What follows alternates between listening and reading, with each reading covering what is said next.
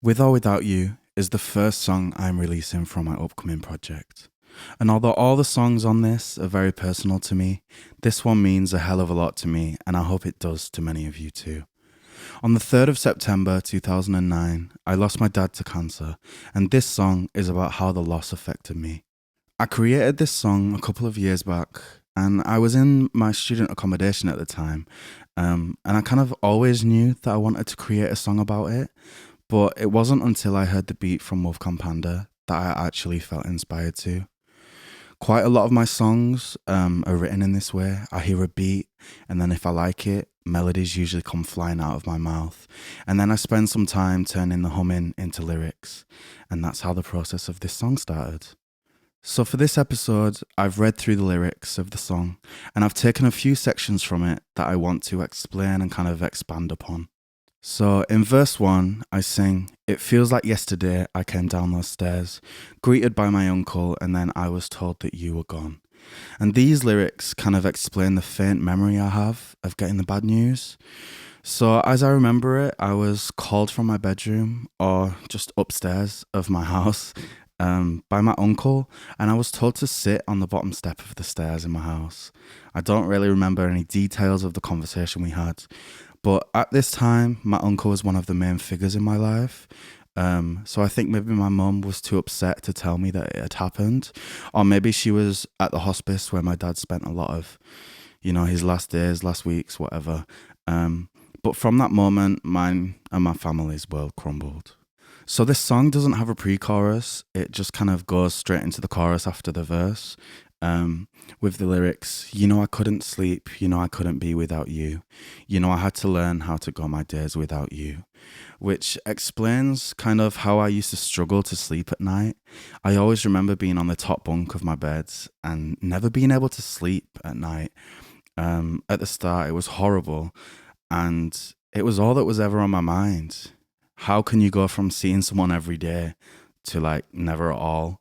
And I think that's one of the worst things with loss. You're kind of missing someone you'll never be able to see again or talk to again. And I also remember a few years down the line, I suffered from quite a fair bit of like separation anxiety, I guess, from my mum in particular. I remember at school one day, I think it was sports day, and my mum had just dropped me off, but I kind of chased her out of the school gates, like chased after her. And down the road because I didn't want to be without her. The chorus ends with, "'Cause you were simply the best and not like the rest, which is a little bit of a nod to Simply the Best by Tina Turner, which has the lyrics, "You're simply the best, better than all the rest." And this is because I kind of remember it being one of his favourite songs.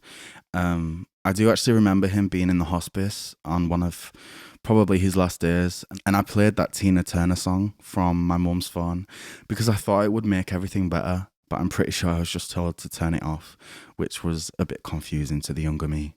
So most of verse 2 is actually about my mum and about how I know that me and my dad would talk about her for a long time if we were ever to meet again, kind of like in another life or whatever you want to call it. It also touches on how I hope that my mum is proud of me and my siblings. I actually have 2 older sisters and 2 brothers, one younger and one older, who kind of took the father figure role for my family in a way. And even still, she raised us all by herself, and I love her so much. The bridge is my favourite part of the song, actually, with the lyrics, "Though the years fly by, I wanted to say hi. And I want you to know that you're on my mind," which are pretty self-explanatory, so I won't really go into much detail about those. But he's always on my mind, and I particularly find this time of year, it's June right now, I find this quite hard, essentially being surrounded by Father's Day posts on social media, seeing Father's Day gifts and cards and all that stuff in stores, adverts online, etc. Like, it's very hard. And I also find this time of year quite hard as well because it's near to the anniversary of Christina Grimmie passing, who was also a huge part of my life. If you're going to take anything away from this song, podcast, project, whatever you want to call it, please make it that you text or call your loved ones and kind of show how much they mean to you, because you never know what's around the corner. If you've had a fallout with someone, how about you make up with them now, or at least be civil? Because you just genuinely don't know when the last day is going to be. My dad, Michael, was loved by so many people, and he had a great impact on a lot of people's lives. And as a family, we like to mention him and show how much he actually meant to all of us. Recently, my sister got married, and at the service, my dad had his own chair, and there was a picture of him framed on it. I was holding back tears when I first saw it, when I first got in the venue.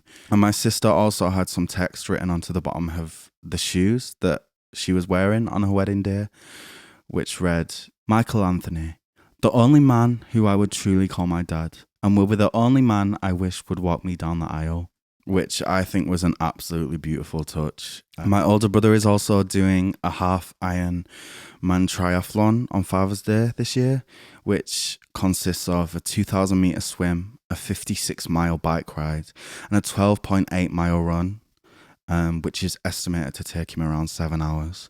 So far, he's raised over £1,000, and the proceeds will be split between two different organisations, one being Andy's Man's Club, which is described as a talking group, a place for men to come together in a safe environment to talk about issues and problems they may have faced or are currently facing.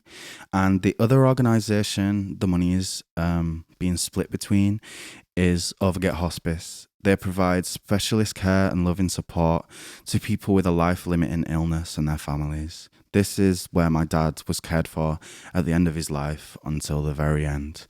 My older brother will have completed the triathlon by the time this episode is live and when the song is out. But if it's possible, please donate to either of those organisations. Thank you for listening to episode 1 of Behind the Track. I hope you enjoyed it, and please stay tuned for the next one. If you are listening to this podcast on Spotify, With or Without You will play now. And if not, you can find the track on all other streaming platforms alongside the music video, which is on my YouTube channel. Thank you.